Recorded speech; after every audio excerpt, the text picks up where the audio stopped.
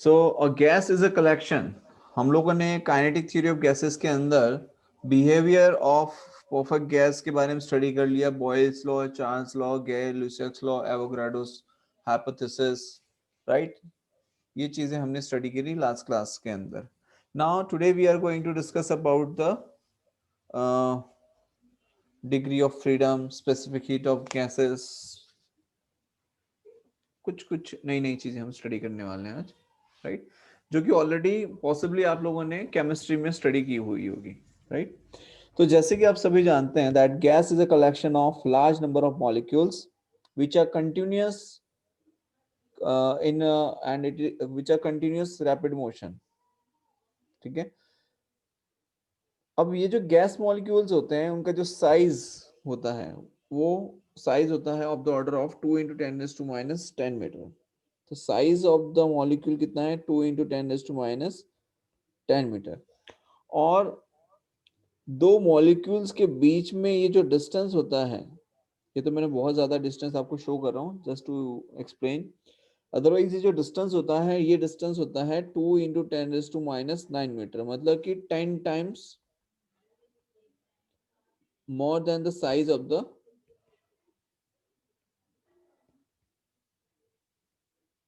molecule,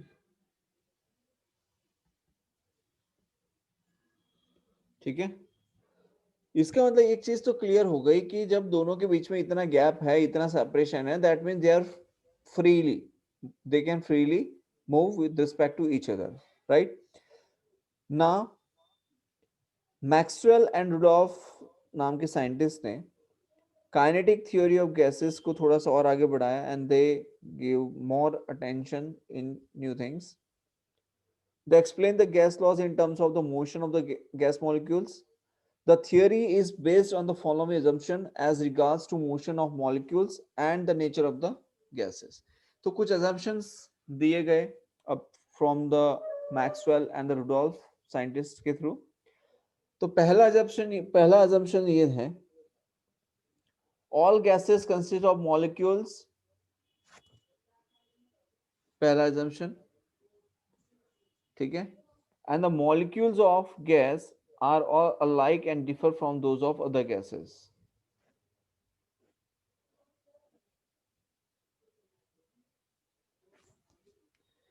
तो पहला जशन तो ये है कि जितने भी गैसेस हैं वो सारे मॉलिक्यूल से बने हुए। मतलब एक टाइम आया जब वहां पर scientist were discussing about atoms, molecules, कि भाई क्या होता है, कैसे इसको डेप्थ में जाके इसे समझा जाए। उस टाइम में मतलब इन 1831 टू 75 के बीच में ये सारी चीजें कहानियां चलनी शुरू हुई।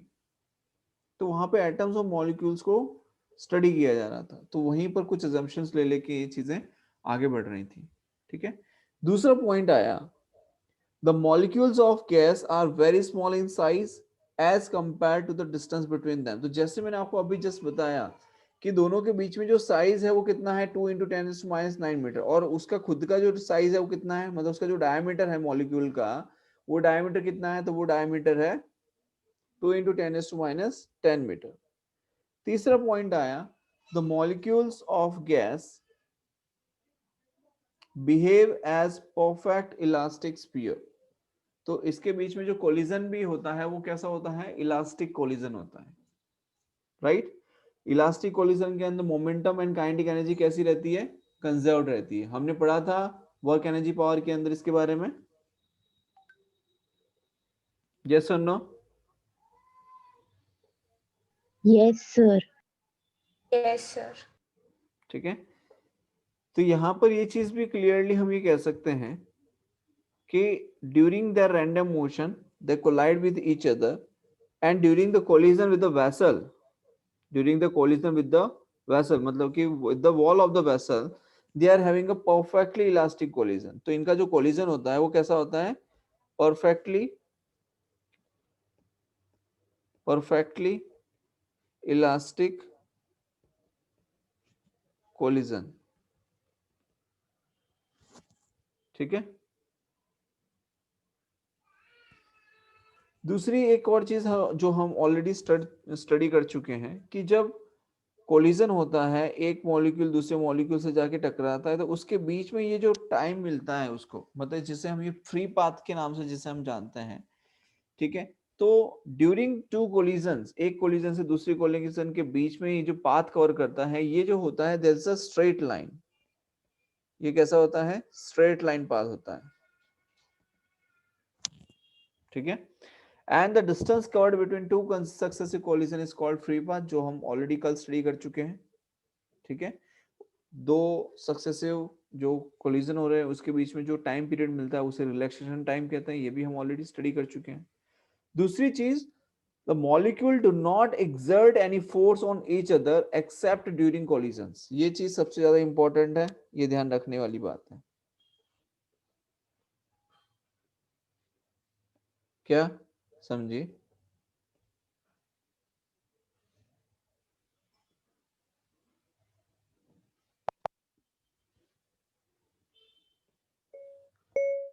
The molecules do not exert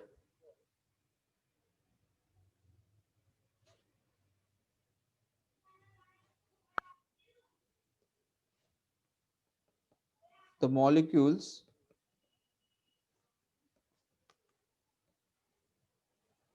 do not exert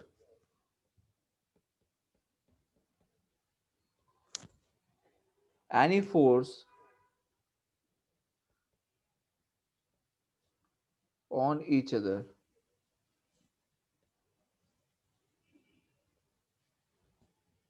ठीक है, except during collision। बोलो, क्लियर है यहां तक? हाँ भाई, समझ में आया? Yes, sir. Yes, Yes, sir. sir. Yes, sir. बहुत बढ़िया, आगे समझो। अब जैसे आप सभी जानते हैं कि जो मॉलिक्यूल है भाई, वो तो ऐसा तो कोई फिक्स है नहीं कि जब वो टकराएगा तो एक्स एक्सिस पे ही जाएगा या वाई एक्सिस पे ही जाएगा या जेड एक्सिस पे ही जाएगा, ऐसा कोई जरूरी है क्या? वो तो कहीं भी जा सकता है, it is free to move anywhere, right. तो यहां पर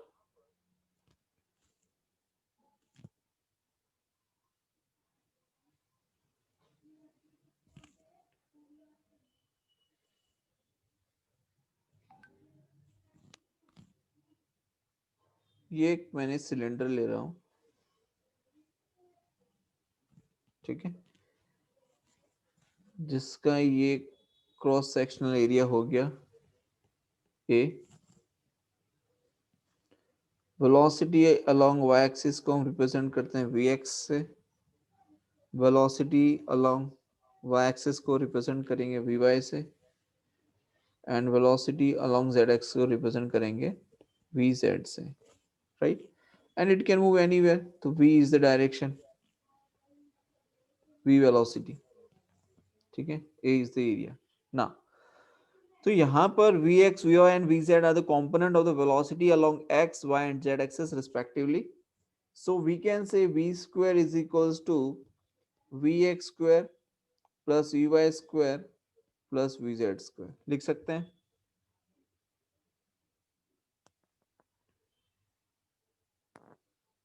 ठीक है, और ये जो प्रोसेस हो रहा है, मान लीजिए कि एक क्यूब हमने लिया है, उस क्यूब के अंदर ये पूरा प्रोसेस हो रहा है। सपोज ये मैंने क्यूब ले लिया, उस क्यूब के अंदर प्रोसेस हो रहा है, ठीक है।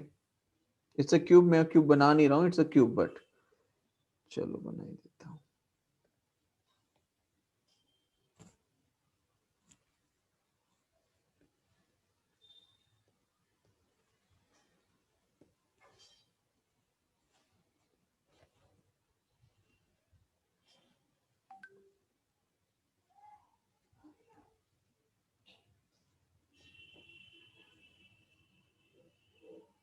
ठीक है, चलो बन गया क्यूब, यहां तक क्लियर? ठीक। ना ये आपका एक्स एक्सिस, ये आपका वाई, सॉरी ये आपका हो गया जेड एक्सिस, एंड ये हमारा हो जाएगा Y axis, right.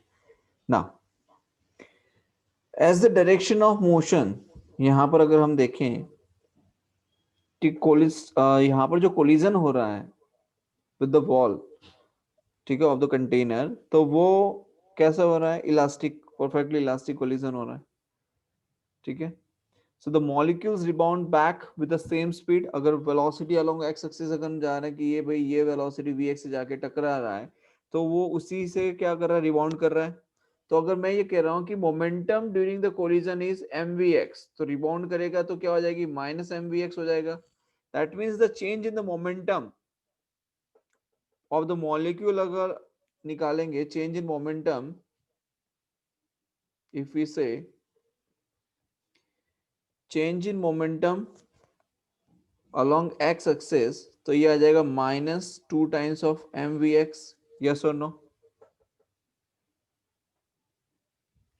Final momentum minus mvx है बिकॉज टकरा के वापिस आ रहा है, और इनिशियल क्या था mvx, तो फाइनल माइनस इनिशियल करेंगे तो क्या आ जाएगा, -2 of mvx आ जाएगा, yes or no। Yes, sir. ठीक है। Now the change in momentum of the gas molecule hitting the area A of the face, मान लो ये अगर हम ले रहे हैं suppose A B C D E F G और इसे ओ ले लेते हैं, ठीक है। अगर हम ये मान रहे हैं कि ये वॉल की, ये जो कंटेनर है इसकी वॉल पे जाके टकरा रहा है जिसका एरिया ए है, ठीक है, एंड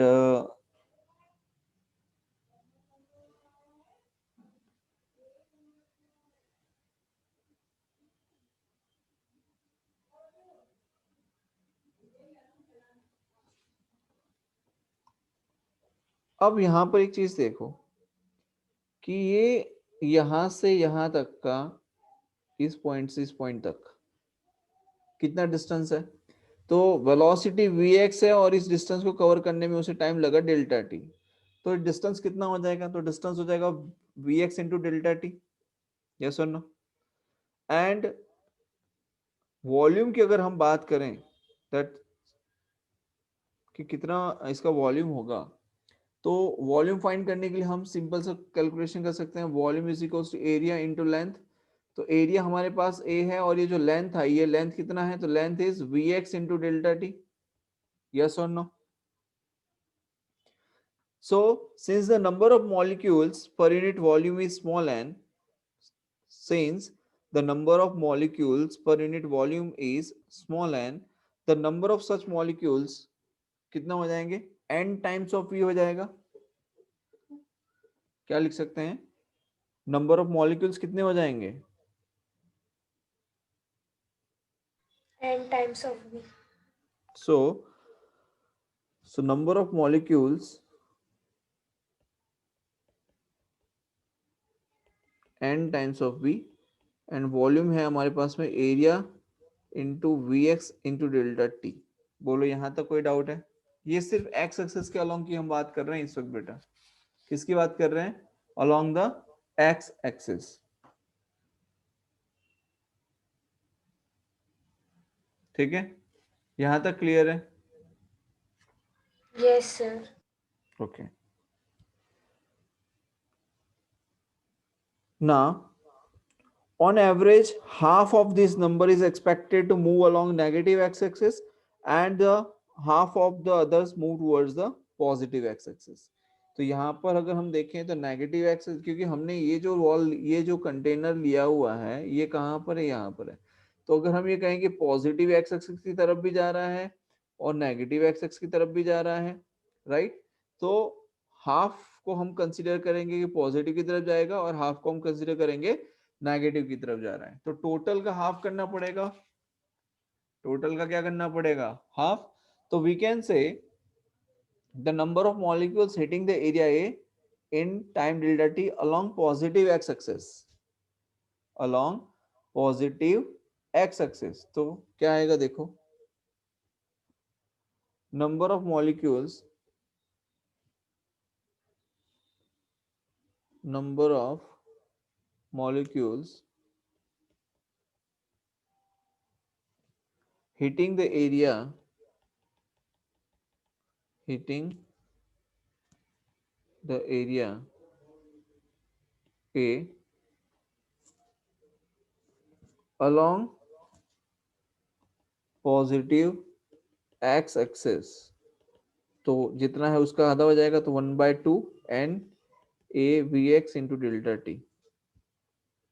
ठीक है, सो सिर्फ एक एक्सेस के लिए, मतलब सिर्फ पॉजिटिव एक्सेस के लिए चेंज इन मोमेंटम अगर हम निकालेंगे तो delta P x for positive, एक मिनट इसको लिख देता हूं, फॉर पॉजिटिव एक्स एक्सेस। ठीक है, तो ये हो जाएगा कितना, momentum delta P X, delta P along X axis कितना होगा, मोमेंटम कितना है, -2 times of M V X, right, -2 times of M V X, और नंबर ऑफ मॉलिक्यूल्स कितने हैं, तो आधे 1/2 n times of A velocity along X axis into delta T. तो कितना हो जाएगा ये 2 से ये 2 कैंसिल आउट हो जाएगा, -m(n)a(v)x² इंटू डेल्टा टी। बोलो, आई बात समझ में? Yes, sir.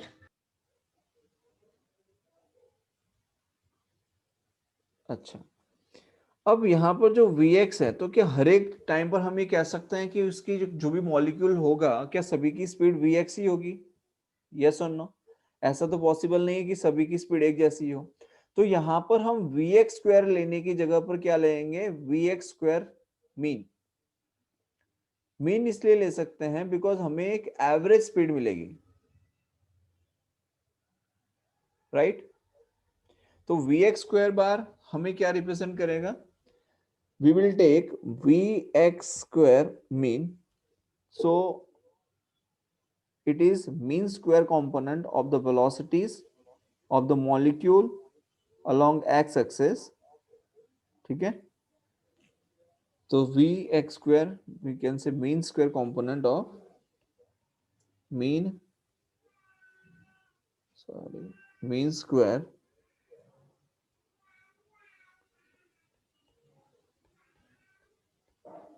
component of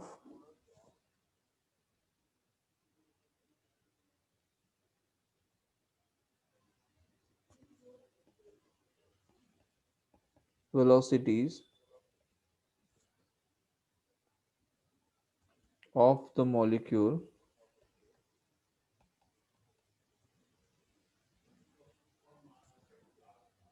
along x axis,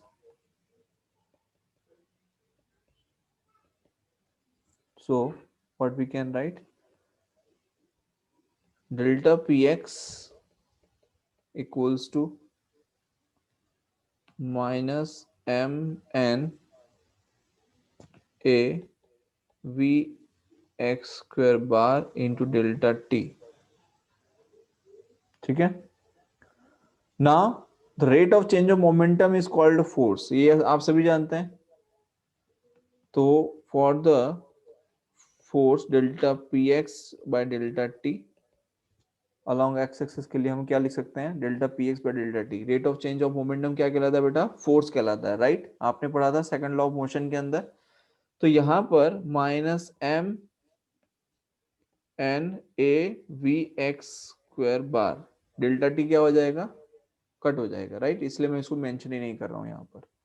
बोलो, यहां तक क्लियर है? Yes, sir. ठीक है, अब जितना फोर्स ये वेसल पे लगा रहा है, उतना ही फोर्स ऑपोजिट डायरेक्शन में लगा रहा होगा अदर वॉल पे। Same amount of force can be exerted on the opposite side of wall, same amount of force can be exerted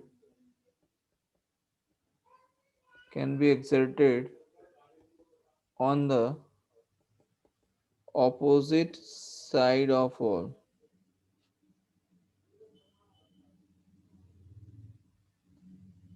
ठीक है, तो वो कितना हो जाएगा, तो ये हो जाएगा ऑपोजिट साइड है minus times because negative. As पर थर्ड लॉ ऑफ मोशन आप सबको पता है क्या होता है, F1 is equals to minus times of minus F1।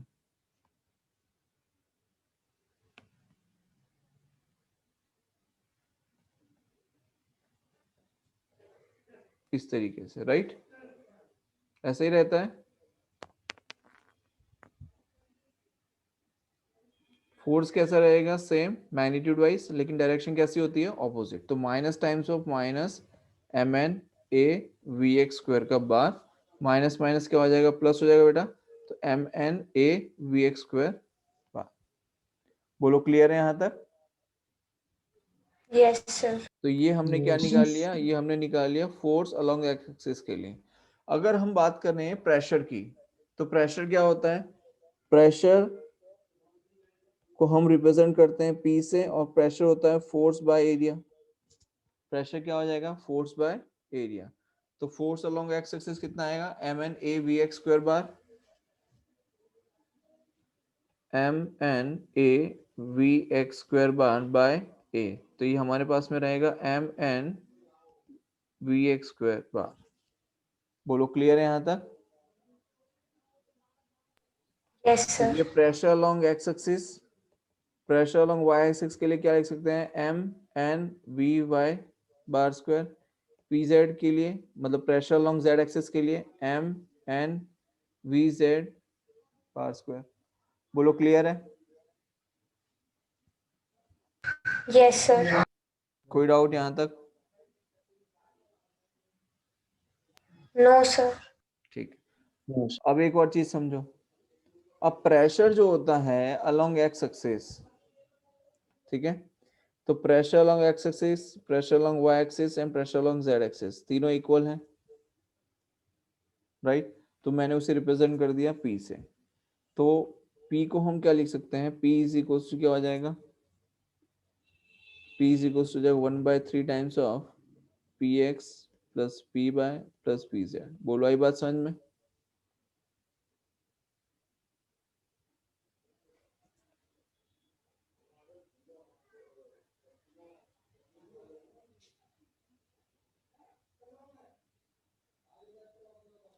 भाई pressure exerted by the gas molecule must be same in all direction. इसका मतलब क्या हुआ कि pressure along X axis, pressure along Y axis, pressure along Z axis equals to हम P ले सकते हैं। तो प्रेशर P को हम किससे डिनोट कर सकते हैं, 1/3 times 1/3 Px plus Py plus Pz से लिख सकते हैं, रिप्रेजेंट कर सकते हैं, यस और नो? तो 1/3 Px की वैल्यू कितनी है हमारे पास में, mn_vx² बार, Py mn_vy bye square mn_vz bar square, right. mn क्या आ जाएगा कॉमन, तो जो vx² vy² और vz² जो है उसको हम किससे रिप्लेस कर सकते हैं, समझो, vx² plus vy² plus vz², इसको हम किससे रिप्लेस कर सकते हैं, v बार स्क्वायर से रिप्लेस कर सकते हैं कि नहीं, बताओ। Yes, sir. तो ये क्या हो जाएगा, 1/3 mn तो बाहर आ गया, अंदर क्या रहेगा, तो vx² बार vy² बार vz² बार, ये आ जाएगा आपका pressure P, right.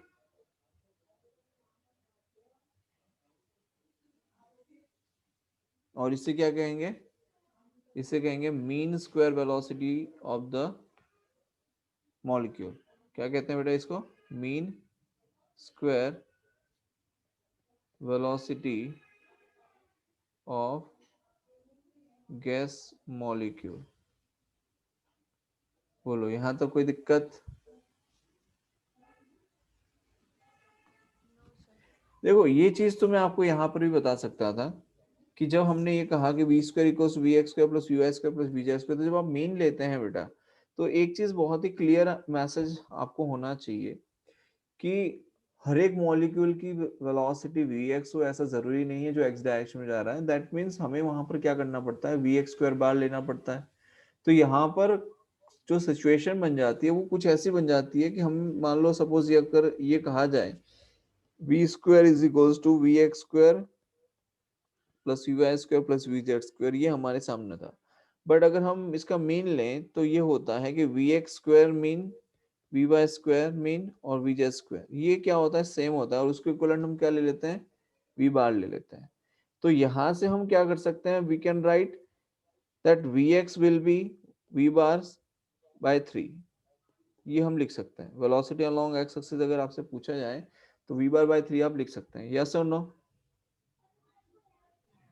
Yes, sir. क्योंकि ये वी बार का स्क्वायर जो है वो क्या हो जाएगा, 3 times of we x bar square, तो v x square bar equal v bar square by 3 हो जाएगा।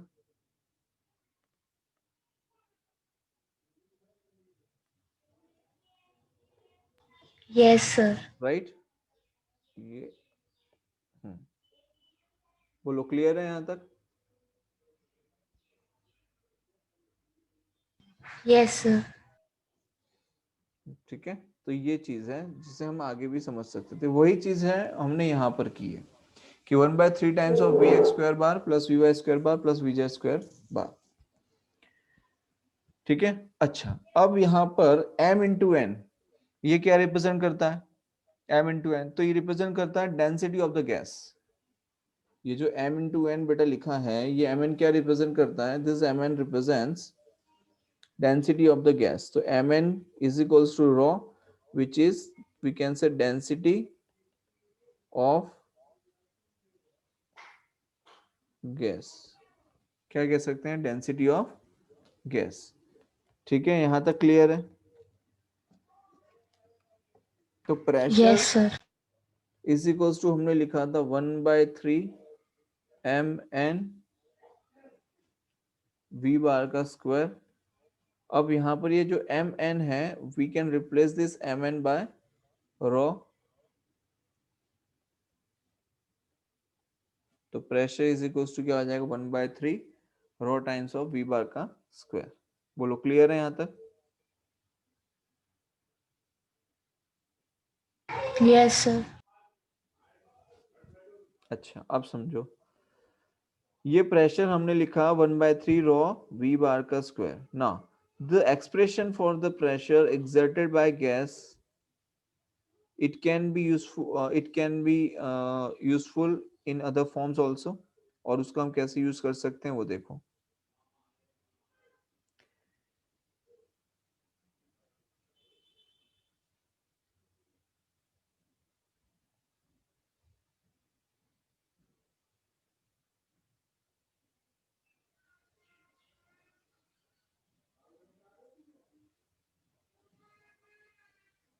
देखो,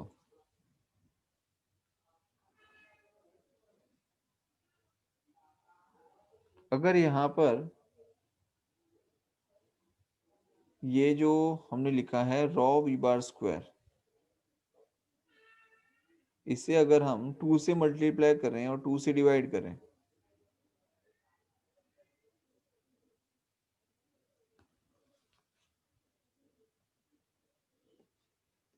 देखो स्क्रीन डिस्प्ले हो रही है सभी को, मैं लिख रहा हूँ दिखाई दे रहा है क्या? जस्ट अ मिनट, ये क्वेश्चन नंबर 1, ये क्वेश्चन नंबर 2 दिख रहा है सभी को? Yes, sir. अच्छा, अब हमें ये इक्वेशन है इसको यूज करते हैं। देखो, प्रेशर इज इक्वल्स टू 1/3। अब यहाँ पर क्या करते हैं, इसको 2 से डिवाइड करते हैं, 2 से मल्टीप्लाई करते हैं और इसको रीअरेंज करते हैं। इक्वेशन को रीअरेंज कैसे करते हैं, देखो इसको मैंने 2 से मल्टीप्लाई किया, ये मैंने 2 से मल्टीप्लाई कर दिया, n इंटू 2 से डिवाइड कर दिया, बचा क्या, एम वी बार का स्क्वायर, और 2 से क्या किया, डिवाइड किया है। ये एक चीज क्लियर है, मैंने क्या किया, 2 से डिवाइड और 2 से मल्टीप्लाई। ठीक है, तो यहाँ पर आपको एक फॉर्मेशन दिख रहा होगा, क्या दिख रहा है कि 1/2 एम वी बार स्क्वायर बन रहा है। अब 1/2 एम वी बार स्क्वायर का मतलब क्या हो गया, 1/2 एम वी बार का स्क्वायर का मतलब क्या हो गया, एवरेज काइनेटिक एनर्जी। इसका क्या मतलब होता है, एवरेज काइनेटिक एनर्जी, राइट। तो 2/3 into N, 1/2 M V bar का स्क्वायर, तो हो जाएगा काइनेटिक एनर्जी का बार। तो ये आ जाएगा हमारा प्रेशर। तो प्रेशर को हमने एक और नया टर्म दिया which is 2/3 and kinetic energy का बार। बोलो यहां तक क्लियर है? Yes, sir. ठीक है, बोलो यहां तक कोई डाउट किसी को? No sir. Great. No, sir.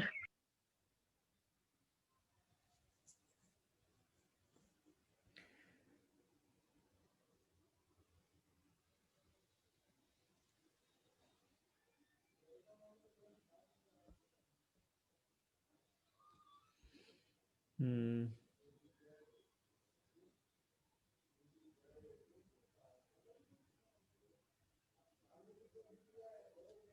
चल आगे देखो। नेक्स्ट है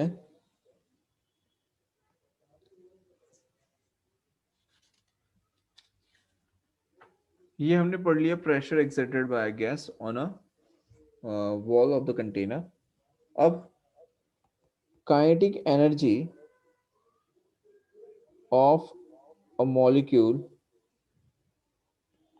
kinetic energy of a molecule and of 1 mole of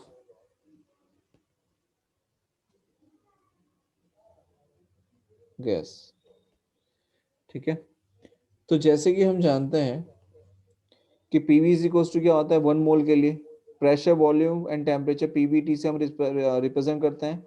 and according to the perfect gas equation, from the perfect equation हम क्या लिख सकते हैं, PV is equals to NRT, जिसमें एन की वैल्यू 1 है तो पीवी इज इक्वल्स टू क्या आ जाएगा आरटी, राइट। और डेंसिटी को हम रिप्रेजेंट करते हैं मास बाय वॉल्यूम से। डेंसिटी को किससे रिप्रेजेंट करते हैं, मास बाय वॉल्यूम से। And earlier we had equation that pressure is equals to 1/3 rho v bar square। ये इक्वेशन हमने अभी भी स्टडी किया। यहाँ पर ये जो रॉ है उस रॉ की जगह मैं क्या लिख सकता हूँ, मास बाय वॉल्यूम, यस और नो? Yes, sir. भाई डेंसिटी की जगह मैं मास बाय वॉल्यूम लिख सकता हूँ।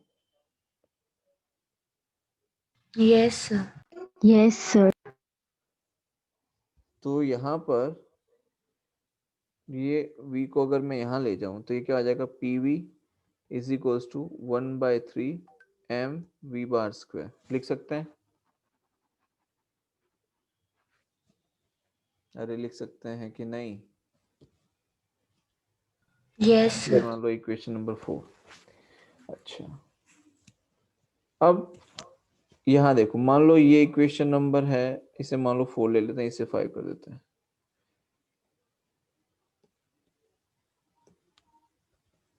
ना।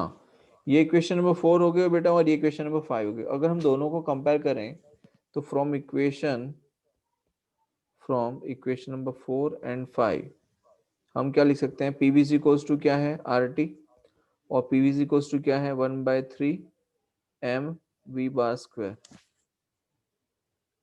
बोलो लिख सकते हैं कि नहीं, यस और no? Yes. Yes, Sir. sir.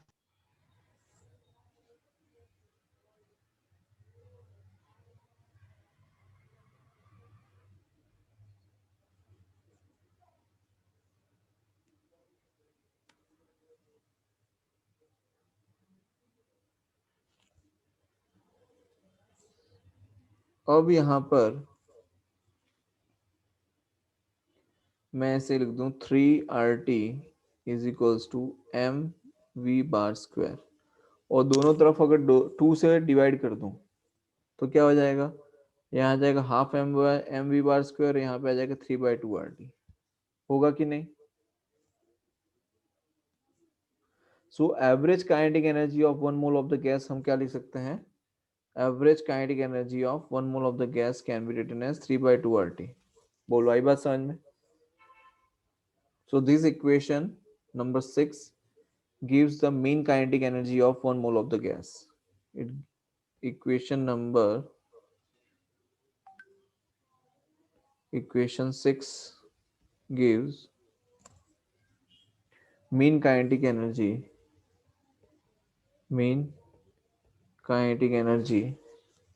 of 1 mole of gas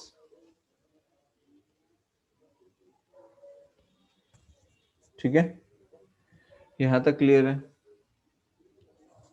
Yes. चलो बहुत बढ़िया।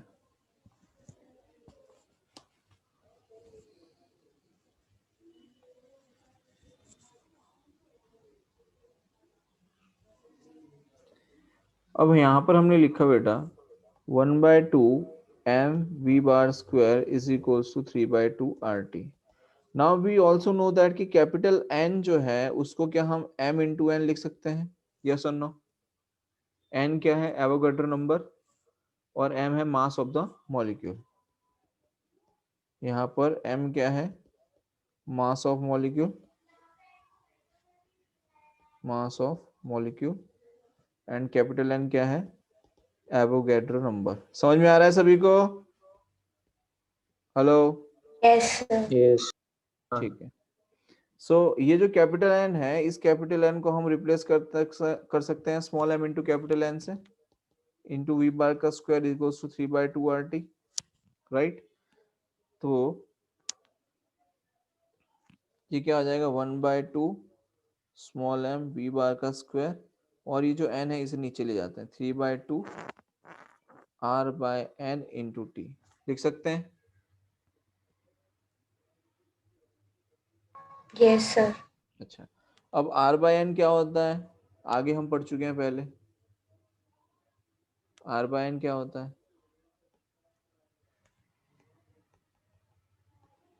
R/n क्या होता है? बोल्ट्जमैन कांस्टेंट होता है R/n, और उसे हम रिप्रेजेंट करते हैं K से। R/n basically we can say universal gas constant per molecule of the gas. क्या होता है?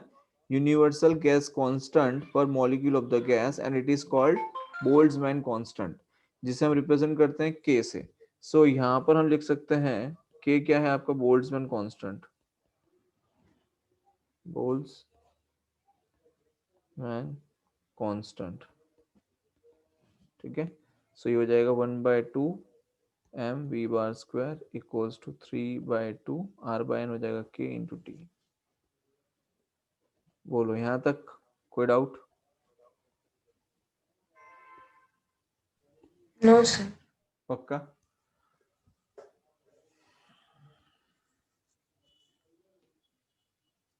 पक्का? Yes, sir.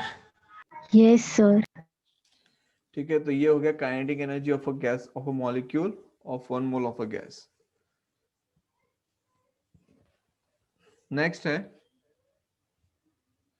Kinetic interpretation of temperature. तो जैसे हमने अभी अभी प्रूव किया that kinetic energy half M V square is equals to 3/2 kT, तो यहाँ पे हम क्या कह सकते हैं कि 1/2 M V bar square is proportional to T है, बिकॉज 3/2 और k ये दोनों क्या है? कांस्टेंट है। 3/2 इज कांस्टेंट और k is also constant, right?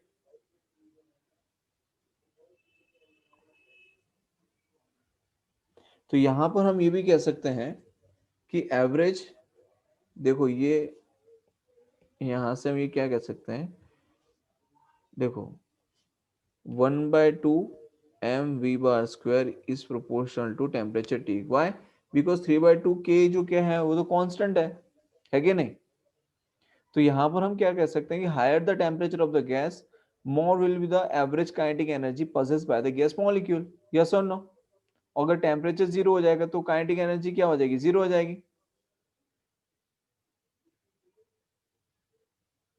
समझ में आया? Yes, sir. तो ये काइनेटिक इंटरप्रिटेशन है विद द टेम्परेचर। तो यहाँ पर हम ये कह सकते हैं कि mean kinetic energy is proportional to the temperature. Temperature बढ़ेगा तो mean kinetic energy will also increase. बोलो क्लियर है बेटा यहाँ तक? Yes. Now anyone has any doubt here? No, sir.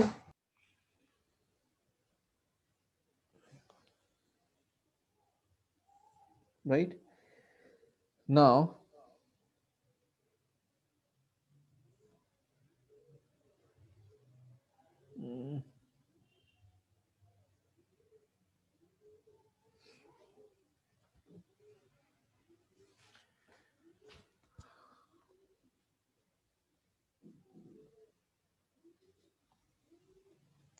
RMS velocity of gas molecule.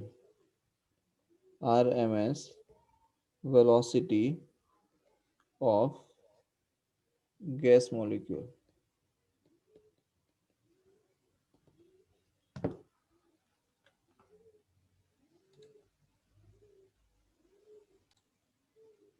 इसके बेसिस पे question पूछे जाते हैं, ठीक है, यहां तक क्लियर है? RMS velocity of gas molecule हो गया, राइट, जिसमें हमने RMS वेलोसिटीज फाइंड की, अलग अलग इक्वेशन हमारे पास ऑलरेडी थी, उसे की बेसिस पे हमने VRMS वैल्यू फाइंड की, root mean square value of the gas molecules. Then most probable velocities के बारे में हमने बात की, जिसमें हम ये कह सकते हैं कि जो भी मॉलिक्यूल हैं, जितने भी मॉलिक्यूल्स हैं, उसमें मैक्सिमम मॉलिक्यूल्स के पास जो स्पीड होती है उसे ही हम मोस्ट प्रोबेबल वेलोसिटी कहते हैं, and it is represented by VMP। यहाँ पर हम देखें कि VMP is less then V bar is less then VRMS, and वहां से हम एक रिजल्ट्स निकालते हैं, तो वी आर गेटिंग, देखिए वहां से हमें एक और कंक्लूजन मिलता है। अगर आप सभी स्पीड्स को लिखें तो हमारे सामने जो कंक्लूजन आता है वो आएगा, अच्छा मीन वेलोसिटी का मैंने वो नहीं बताया शायद आप लोगों को, न्यूमेरिक फॉर्म करके, right, RMS most variable, okay. देखिए मीन भी आपको मैं बता देता हूँ, तो न्यूमेरिक का कंपैरिजन हम कर पाएंगे, ठीक है। मैं आपको न्यूमेरिक वाला वो भी बता देता हूँ, मीन वेलोसिटी का जो न्यूमेरिक फॉर्म में हमें मिलता है, just a minute. Mean velocity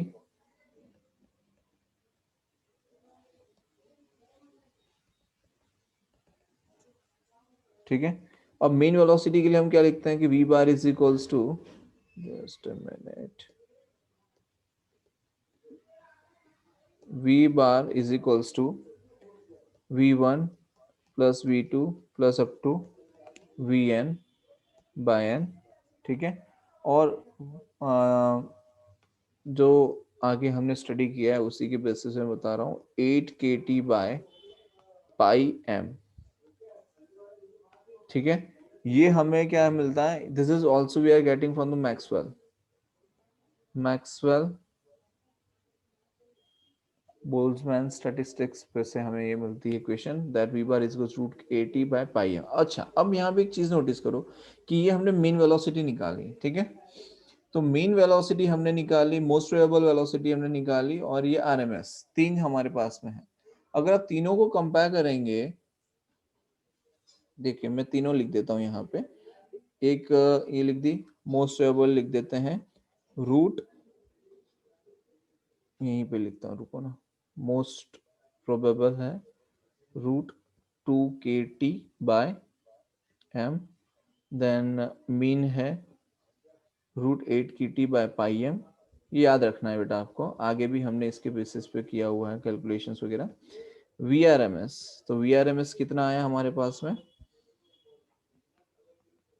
root 3P bye रो, ठीक है, और दूसरा आया KT की टर्म में रूट 3 KT बाय m, तो रूट 3 KT बाय m। अच्छा अब देखो KT m KT m KT m, ये तो कैंसिल हो जाएगा, बचेगा क्या, तो जब आप इसको कंपैरिजन करना चाहते हैं तो आप लिख सकते हैं इसे कुछ इस तरीके से, बेटा ध्यान देखना, बहुत जरूरी चीज है। मोस्ट प्रोबेबल के लिए root 2 is less than root 8 by pi is less than root 3। बोलो समझ में आया, रूट 3, बोलो यहां तक क्लियर है। रूट 2 इज लेस देन √8/पाई इज लेस देन रूट 3। यहां तो कोई डाउट हो तो बताओ पहले, यहां तक कोई डाउट हो तो बताओ। No doubt, sir. ठीक है, चलो ये कंपैरिजन था। ये कंपैरिजन बेटा आपको डेफिनेटली याद रहना चाहिए, इसमें कोई गड़बड़ होनी नहीं चाहिए, ठीक है। ओके, अब आगे हम स्टडी करते हैं डिग्री ऑफ फ्रीडम। नेक्स्ट है डिग्री ऑफ फ्रीडम। अब ये डिग्री ऑफ फ्रीडम क्या है, पढ़ा है आप लोगों ने? बताइए अगर किसी को कुछ आइडिया हो। चलिए देखिए मैं बता देता हूँ। The degree of freedom of a system are defined as degree of freedom of a system are defined as the total number of the total number of coordinates the total number of coordinates or independent quantities required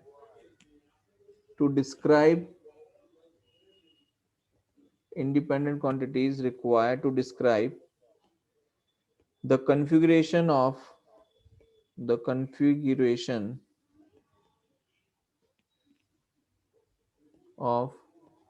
the system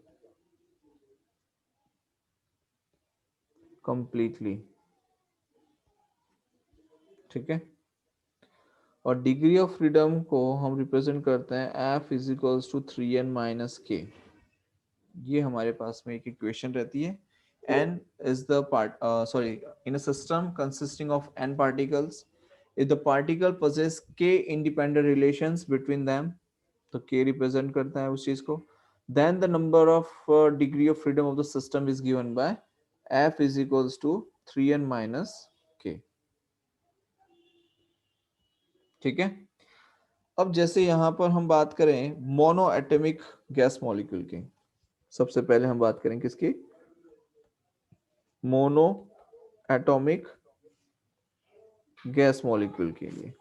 तो mono atomic gas molecule में n की जो value है बेटा वो कितनी है, n की वैल्यू मोनो के लिए होगी 1, ठीक है, एंड k की वैल्यू है 0। तो f का फॉर्मूला क्या है, 3n माइनस के, तो ये हो जाएगा 3 इंटू 1 माइनस 0, तो ये हो जाएगा 3। तो डिग्री ऑफ फ्रीडम कितनी हो गई, 3 हो गई। तो मोनो एटॉमिक गैस के लिए डिग्री ऑफ फ्रीडम क्या आ गया, 3 आ गया। बोलो आई बात समझ में। दूसरा है डायटोमिक। अब डायटोमिक गैस मॉलिक्यूल के लिए समझ में आ रहा है सभी को, डायटोमिक गैस मॉलिक्यूल के लिए n की वैल्यू है 2। कितनी है n की वैल्यू, 2, ठीक है। In diatomic gas molecule 2 atoms are held at a fixed distance by the molecular bond, and जिसकी वजह से हम लिख रहे हैं n is equals to 2 and k is equals to 1। तो f is equals to क्या हो जाएगा, 3 into 2 minus 1 is equals to 5। तो डिग्री ऑफ फ्रीडम कितनी हो गई, 5 हो गया इन डायटोमिक। तीसरा है try atomic gas molecule, try atomic gas molecule. अब ट्राई एटोमिक गैस मॉलिक्यूल के अंदर n कितने आएंगे, तो 3। तो यहां पर हम कहेंगे इन triatomic gas molecule 3 atoms are held at fixed distance relative to one another by 3 molecular bond। तो नंबर ऑफ n आएगा 3 एंड k की जो वैल्यू है वो आ जाएगी 3। k की वैल्यू कितनी आ जाएगी, 3। तो f इज इक्वल्स टू हम क्या लिख सकते हैं, 3n माइनस के। तो 3n की वैल्यू 3 माइनस k की वैल्यू 3, तो 3 3 9 माइनस 3 6। तो 6 is the degree of freedom for the triatomic gas molecule. बोलो यहां तक कोई डाउट है, No, पक्का? no, sir. हाँ भाई समझ में आ रहा है। Yes, Yes, sir. yes, sir.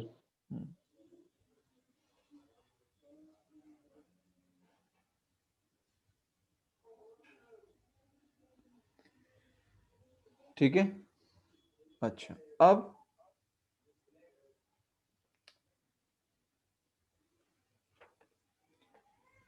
यहां तक कोई डाउट है किसी को? नहीं है तो फिर आगे देखो। नेक्स्ट है specific heat of monoatomic and diatomic gas. Specific heat of a monoatomic and diatomic। ठीक है, तो स्पेसिफिक हीट पहले हम बात करते हैं। So consider 1 mole of a gas, let each gas molecule possess f degree of freedom, as 1 mole of the gas contain n molecules, तो total degree of freedom of the system is n times of f। समझ में आया? Each gas molecule possess f degree of freedom। Each gas molecule possess f degree of freedom, f degree of freedom। one mole of the gas contain 1 mole of the gas contains n molecules।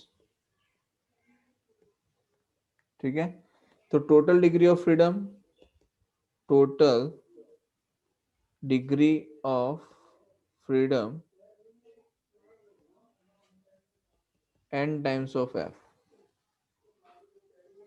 ठीक है, अब यहां पर capital T is the temperature of the system and according to law of equipartition of energy, amount of energy equal to 1/2 kT is associated with each degree of freedom। यहां पर हम क्या लिख सकते हैं?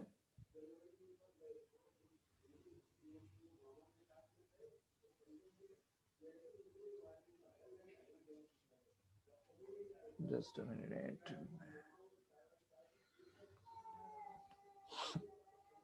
What we can write? T is the temperature of the system,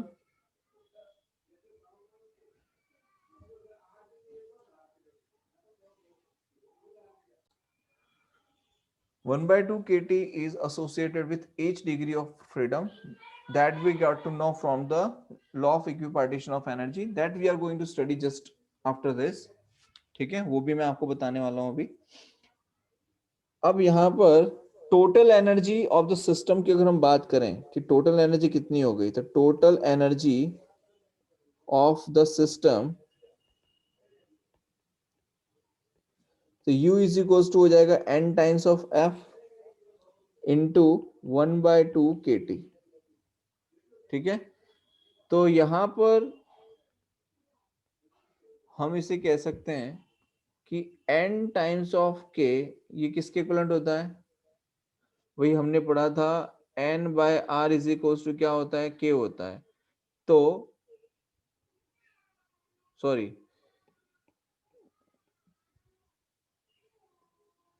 n times of k is equal to r होगा, right? n by k is equal to क्या हो जाएगा? r।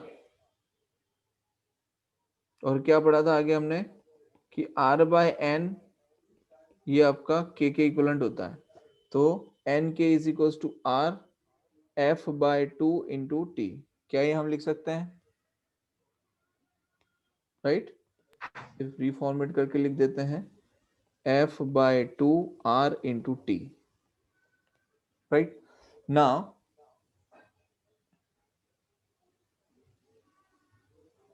Molar specific heat of gas at constant volume.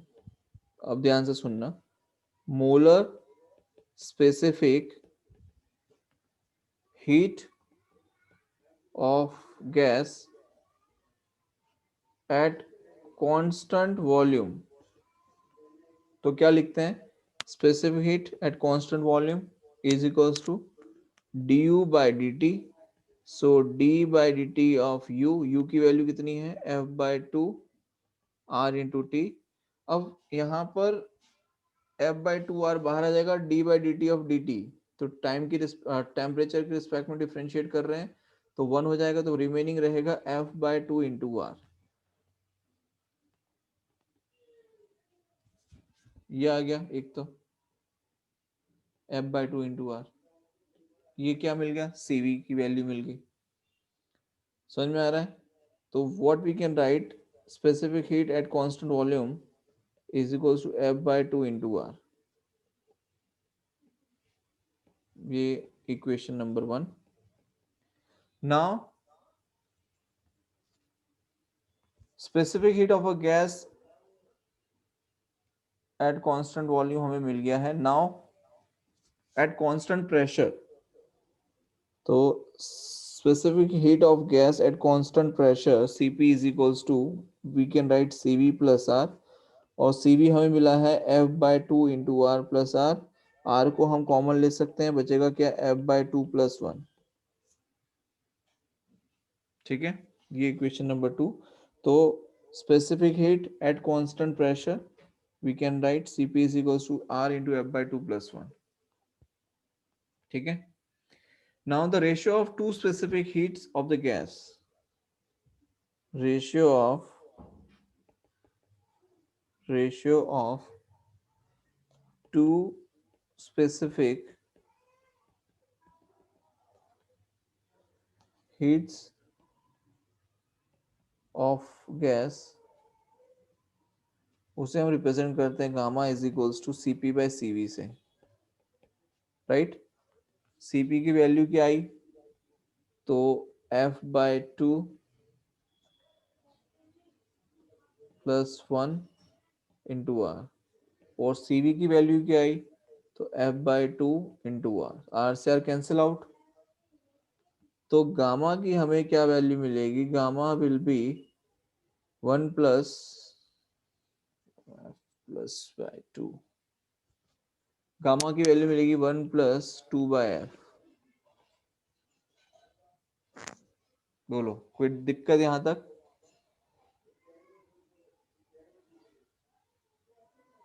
No, sir. ठीक है. अब No, क्या sir. करना है, अब मैं आपको फॉर एग्जांपल बताऊं, अगर मैं आपको मोनो एटॉमिक का करके बता देता हूं, डायटोमिक का आप खुद से कर सकते हो. सपोज आपसे पूछा जाए कि मोनो एटॉमिक गैस के लिए, मोनो एटॉमिक गैस, तो मोनो एटॉमिक गैस के लिए अगर हम देखें तो डिग्री ऑफ फ्रीडम कितनी है बेटा, 3 है. कितना है डिग्री ऑफ फ्रीडम, 3. तो specific heat at constant volume Cv, हमारे पास फॉर्मूला क्या है, f by 2 into r, तो क्या हो जाएगा 3 by 2 into r. r की वैल्यू है 1.98, तो हमें क्या वैल्यू मिल गई, 2.97 calorie mole inverse kelvin inverse. ठीक है. अगर पूछा जाए specific heat at constant pressure, तो क्या जाएगा 1 प्लस क्या है अपने पास, sorry r into 1 plus f by 2 into r. तो क्या करेंगे, 1 प्लस f कितना है 3 by 2 इंटू r की वैल्यू 1.98 इक्वल्स टू हमें मिल जाएगा 4.95 calorie mole inverse kelvin inverse. Gamma अगर पूछ ले तो गामा के लिए हम लिख सकते हैं 1 प्लस 2 बाय एफ, तो 1 प्लस 2 बाय एफ, एफ कितना है इसमें 3 है, तो ये हो जाएगा 1.67. बोलो बात आई समझ में? यहां तक कोई Yes, डाउट है sir. बताओ. No, sir. ठीक है. No, sir. तो इस तरीके से specific heat of monoatomic and diatomic आप निकाल सकते हो. अब डायटोमिक में डिग्री ऑफ फ्रीडम कितना होता है, डायटोमिक में 5. डिग्री ऑफ फ्रीडम कितना होता है, 5. तो आपको बस ये f इज इक्वल्स टू 5 की जगह वो वैल्यू पुट करनी है and you will get the answers. ये हमने specific heat at constant volume, specific heat at constant pressure और ये गामा, ये तीनों चीजें हमने निकाल ली. बोलो यहां तक कोई डाउट है किसी का? Hello No, everyone, sir. Anyone has any doubt? No, sir. अच्छा, अब एक और चीज जो मैं आपको बता रहा था, law of equipartition of energy. Law of, ये भी बहुत इजी है, law of equipartition of energy. ठीक है, तो law of equipartition of energy में क्या है समझिए। तो पहले इसका स्टेटमेंट क्या है वो समझो। इसका स्टेटमेंट है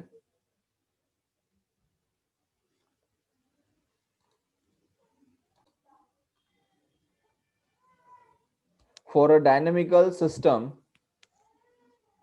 in thermal equilibrium, the energy of the system is equally distributed amongst the various degrees of freedom, and the energy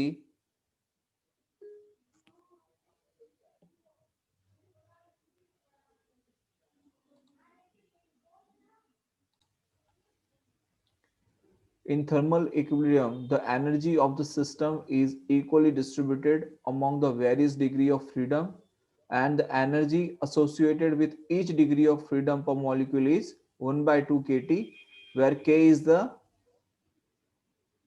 Boltzmann constant. ये जस्ट अ मिनट, यहाँ पे आ जाएगा बोल्ट्जमैन कांस्टेंट, बोल्ट्जमैन कांस्टेंट। ठीक है, so let's consider 1 mole of mono atomic gas in thermal equilibrium at temperature T। अब mono atomic gas का degree of freedom कितना है बेटा? तो इट इज 3। कितना है? 3। So according to kinetic theory of gases, the mean kinetic energy of a gas molecule is 1 by 2 mv bar square is equals to क्या लिख सकते हैं 3 by 2 kT, because degree of freedom कितना है यहाँ पर 3 है। ठीक है, अच्छा अब यहाँ पर v bar square मतलब कि mean square velocity of the gas molecule of mass m, ये जो v bar square है वो क्या रिप्रेजेंट कर रहा है? Mean square velocity of the gas molecule of the mass m। ठीक है, Vx square bar, Vy square bar, Vz square are the components of mean square velocity of the gas molecule along 3 axes, जो हम already study कर चुके हैं। तो average energy of the gas molecule की अगर हम बात करें तो एवरेज के लिए हम लिख सकते हैं 1 by 2 mv bar square is equals 1 by 2 m vx bar square plus 1 by 2 m v bar square plus 1 by 2 m v bar z square। ठीक है, मान लो ये इक्वेशन नंबर 1 है और ये इक्वेशन नंबर 2 है। अगर इन दोनों इक्वेशन को कंपेयर करें तो यहाँ पर 3 by 2 kT इक्वल्स टू हम क्या लिख सकते हैं कि 1 by 2, we can write 3 by 2 kT is equals to half m vx square bar vy square bar vz square bar. लिख सकते हैं कि नहीं? Yes, sir. अब यहाँ पर एक चीज और है बेटा कि जब हम मीन वेलोसिटी ले रहे हैं, ठीक है, so here the molecular motion is random in nature and no direction of motion is preferred one. ऐसा तो है नहीं कि भी एक्स में ही जा रहा होगा या वाई में ही जा रहा होगा या जेड में ही जा रहा होगा। तो हम यहाँ पे क्या लेते हैं? Kinetic energy. जो यहाँ पर हम लोग एवरेज काइनेटिक एनर्जी लेते हैं corresponding to each degree of freedom is same. ठीक है, तो यहाँ पर हम लोग लिख सकते हैं half m v x square bar is equals to half m v y square bar half m v z square bar. इसको क्या ले लिया हमने? इक्वल मान लिया है। ठीक है, तो अब हम इस इक्वेशन को कैसे लिख सकते हैं? देखो, अगर मैंने तीनों को सेम मान लिया तो यहाँ पे 3 टाइम्स आ जाएगा, आएगा कि नहीं?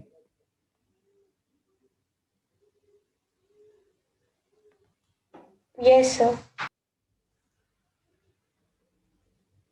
अब हमारे पास में जो इक्वेशन है ये वाली, ठीक है। अब ये तीनों सेम है बेटा, तो 1/2 mv² इज इक्वल्स टू क्या आ जाएगा, 1/2 mvx²। अब तीनों को अगर आप इक्वल मान के चल रहे हो देन इट विल रिप्रेजेंट 3/2।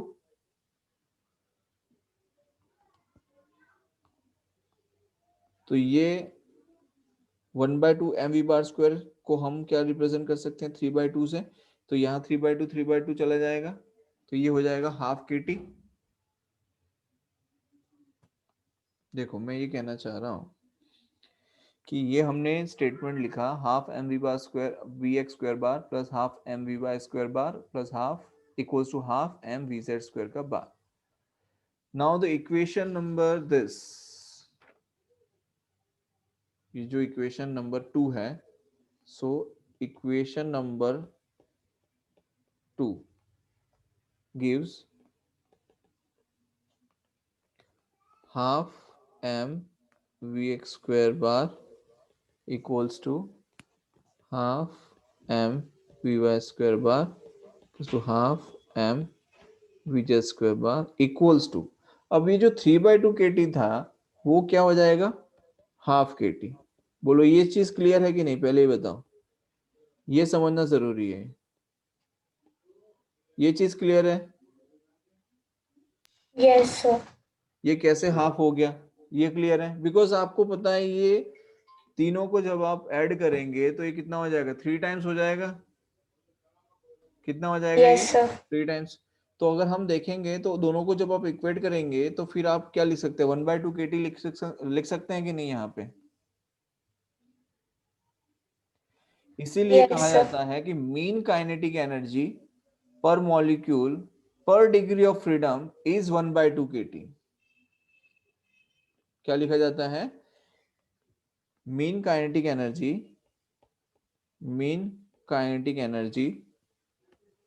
पर मॉलिक्यूल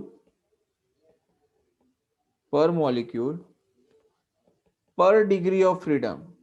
बिकॉज सभी के अंदर हमने क्या कंसीडर किया है कि सभी डायरेक्शन में काइनेटिक एनर्जी जो है वो सेम है, इसीलिए हम लिख पा रहे हैं कि पर degree of freedom is 1/2 kT। और इसी का यूज हमने कहा किया था बेटा, ये देखो यहां पर हमने किया था, ये रहा 1/2 kT is associated with each degree of freedom. Because यहां पर हमने लॉ